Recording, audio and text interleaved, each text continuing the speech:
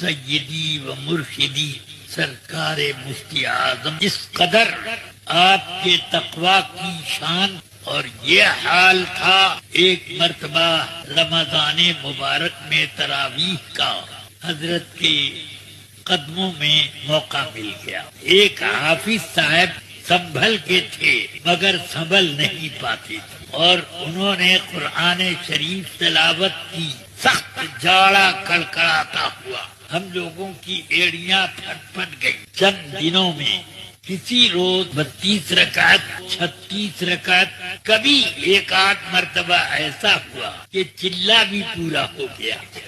اتنی لمبی لمبی تراویح، ذرا زیر و زبر کا فرق پڑتا، جس میں معنی کا فساد ہوتا، علماء بھی اس کو نہ سمجھ پاتے مگر حضرت سمجھ لیتے، فرماتے پھر سے پڑھو، نماز نہ